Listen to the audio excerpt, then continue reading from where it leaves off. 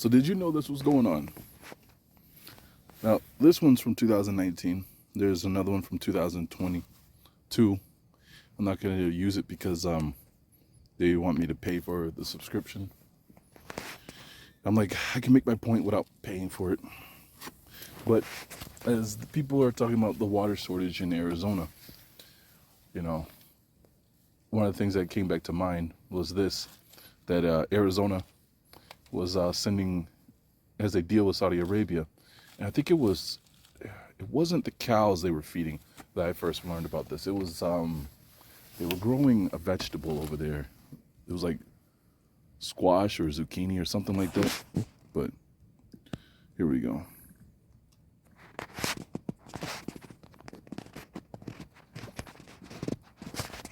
Why are Saudi Arabian cows still eating Arizona's water? Opinion. Republic reporters defined how out-of-state and foreign interests are draining Arizona groundwater. Sadly, the government has known for years. Think about that. You can feed the world with the food source over here, and now come to find out you're watering the world, right? I know that's just one country, it's not the world. I'm being, sarcastic.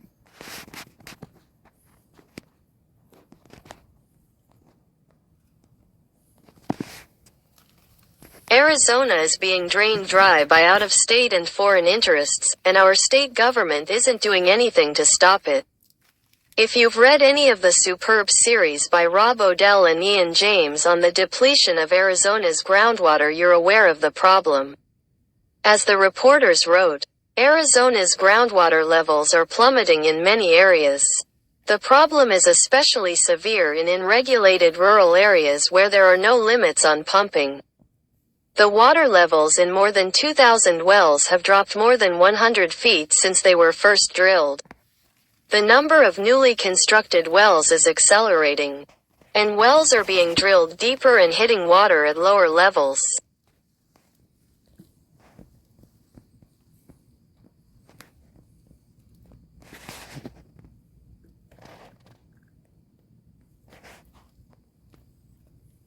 Big farming companies owned by out-of-state investors and foreign agriculture giants have descended on rural Arizona and snapped up farmland in areas where there is no limit on pumping.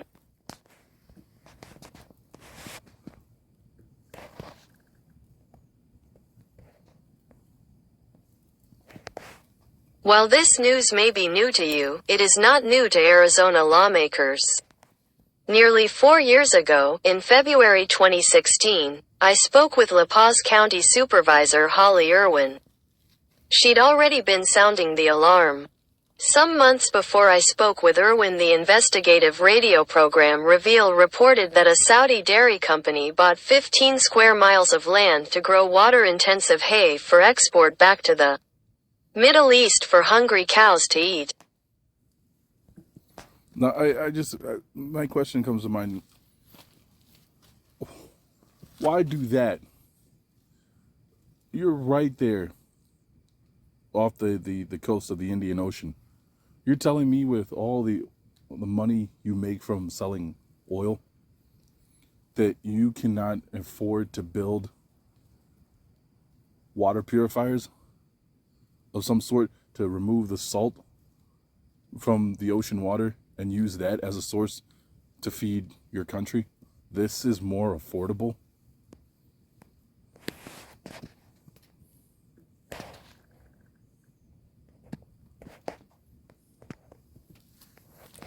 Once it's gone, our water is gone, Irwin told me. We want everyone to live here.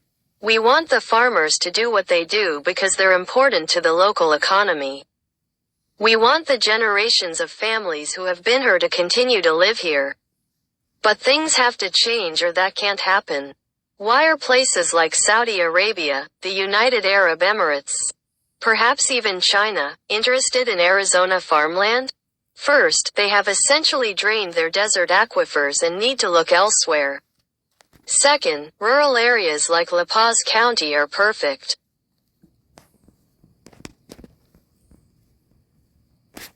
Went too far. Hold on.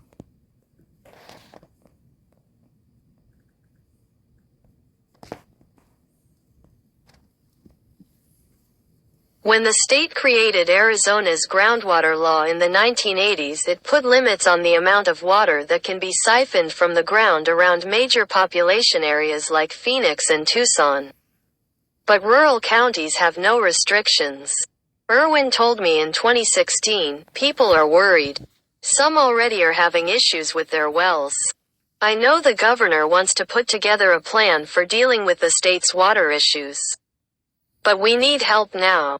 They didn't get it then. They still haven't really gotten it.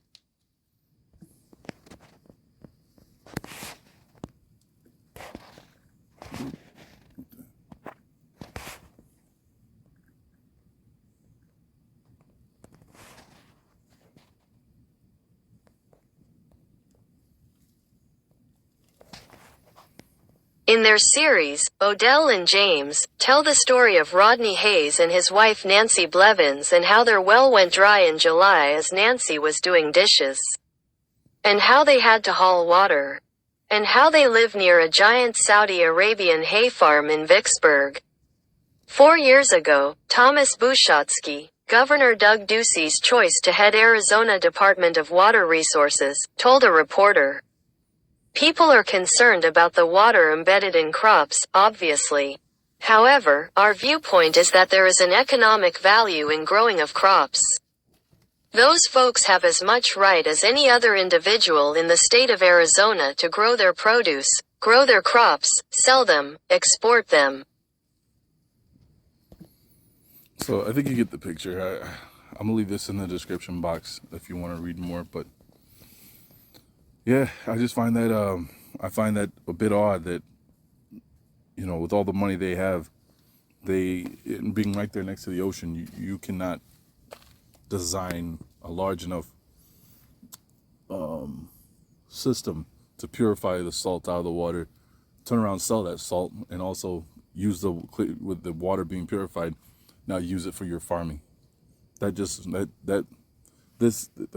the answer, but it also reminds me of the Old Testament, right, where the day will come where everyone will return to their own land, and you can see that this could be a possible, you know, showing that this is what they're talking about, that a depletion of all the minerals and resources. You're going to turn this land into a desert, right? A wasteland. So, oh man, and it also reminds me of the movie I Am Robot. You know, like when they showed the memorial, or the I call it the memorial, but they show like the plaque for Lake, what is it? The Great Lake there in Michigan. I know it's not Erie. I can't think of the name of it right now. But how it was all dried up and the bridge was like falling apart. I'm like, yo, this is what they were, you know. And they always showed us in those movies about, in the 80s, about, you know, the after the nuclear war that goes on, right?